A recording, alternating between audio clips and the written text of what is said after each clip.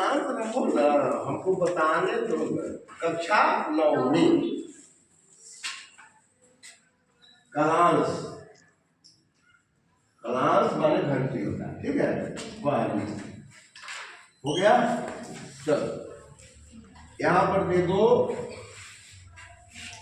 विद्यार्थियों की संख्या, विद्यार्थियों की संख्या देखो कितना है?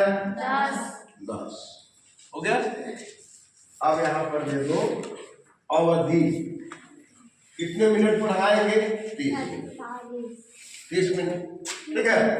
अब यहां बीच में दे दो विषय, क्या दे दो? विषय में दे दो भूगोल, क्या दे दिया? भूगोल। अब शीर्षक क्या देंगे? शीर्षक। अब काफी में नोट करो, शीर्षक लिखा हुआ है अफवाह प्रारूप, क्या लिखा हुआ है? अफवाह प्रारूप, ठीक है। ये लिख देना है, काफी में लिख लेना है। इसके बाद अब ये जो अफवाह प्रारूप जो हम पढ़ेंगे, इसका उद्देश्य क्या है?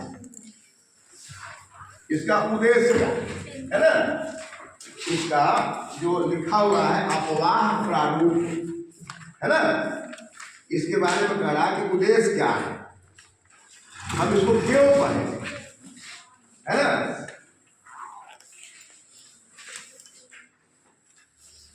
नदी प्रणाली के बारे में जानना, क्या उद्देश्य है? उद्देश्य हो गया तो लिख दो नदी प्रणाली के बारे में जानना, नदी प्रणाली के बारे में जानना, ये तुम्हारा उद्देश्य होगा, ठीक है। नदी क्या चीज है, इसकी क्या प्रणाली है, क्या व्यवस्था है, इसको समझना हमारा आपका उद्देश्य है ना। अब तुमसे हम पूछेंगे कि ये नदी के बारे में तुम जानती हो, क्या कहोगी? ये पूर्व ज्ञान हो। नदी के बारे में तुम जानती हो, ये पूर्व ज्ञान हो। देखो पूर्व ज्ञान, कलकल छलछल की आवाज करके जो बहती है पानी की धारा, वही ना नदी है। नदती नदी, नदती नदी, कलकल छलछल की आवाज से जो बहती हुई रहती है किसी स्रोत में, है ना। जैसे गंगा, यमुना, ब्रह्मपुत्र, है ना। तो हम प्रश्न पूछ रहे हैं, नदियों के नाम बताओ। हो गया। अब अफवाह प्रारूप से क्या मतलब है, ये नवीन ज्ञान हो गया। अफवाह प्रारूप से क्या मतलब है, ये नवीन ज्ञान हो गया। अब तुमको नहीं आ रहा है, अब हमको ये पढ़ाना, तुमको जो जानकारी है पहले से, उसी के आधार पर हमें ये पाठ पढ़ाना है कि हम जो पढ़ने जा रहे हैं उसके बारे में तुम पहले से कुछ जानती हो। तो नदी के बारे में मैंने कुछ पूछ दिया, नदी का नाम पूछ दिया, कलकल छलछल की आवाज करके जो धाराएं बह रही है, नदी नदी, नदी के नाम बताओ। आपने कहा कि गंगा है, यमुना है ना, और सब नदी है, सब नदी है जो हमारे इस भौगोलिक क्षेत्र में बहती रहती है, पानी की धारा उसमें बहती है ना। अब प्रश्न पैदा लेता है कि अफवाह प्रारूप क्या है ना। प्रारूप का मतलब हो गया प्रखर रूप। अब यहाँ से विषय वस्तु की स्थापना, विषय वस्तु की स्थापना प्रखर रूप को प्रवाह है ना। प्रखर रूप क्या है उसका? तो नदियां अपनी जगह से चारों तरफ अपने स्रोत में बहती रहती है। कहाँ बहती रहती है? अपवहति इति अपवाह, अपवहति इति अपवाह। अब उपसर्ग हो गया, अब क्या हो गया? उपसर्ग हो गया, वह धातु हो गया और घर करते हैं, घर में घकार एकार गलोप हो गए।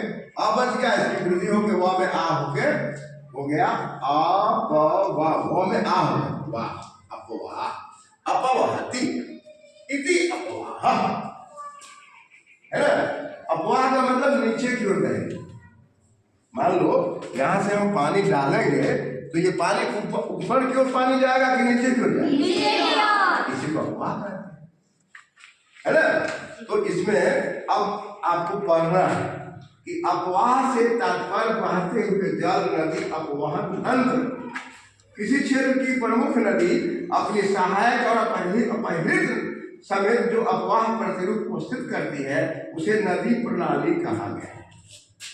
नदी की क्या प्रणाली है? एक जो नदी बह रही है उसके अगल बगल की सहायक नदियां हैं, है ना, अगल बगल की सहायक नदियां हैं, और एक जो नदी बह रही है सब एक साथ मिल गई, उसको नदी प्रणाली, है ना। प्रखर रूप से नल शब्द है, नल प्रखर रूप से ले जाने वाली। मैंने एक नदी इधर से आ रही है, एक नदी इधर से आ रही है, एक नदी इधर से आ रही है, आज सब नदी एक साथ मिल करके बहने लगी, उसका नाम हो गया नदी प्रणाली। क्या नाम है उसका? हाँ, सामान्यतः नदी जिधर भूमि की ढाल पाती है उधर बहने लगती है। वही कह रहे हैं ढाल पाती है मैंने नीचाई। हमेशा नदी अपने से नीचे की ओर बहती है, ऊपर की ओर, है ना। तो जिधर ढाल, ढाल माने नीचे की, उधर बहने लगनी है। ढाल के अनुरूप गमन करने वाली नदी को अनुवर्ती नदी कहते हैं। विज्ञान में पढ़ी भी होगी, अनुवर्ती पदार्थ हमेशा अपना तल ढूंढती है। हाँ, हाँ, अनुवर्ती, अनुवर्ती का मतलब हो गया अनुवर्तते, जो पीछे पीछे चलती है, नीचे नीचे चलती है। तो जो अपने ढाल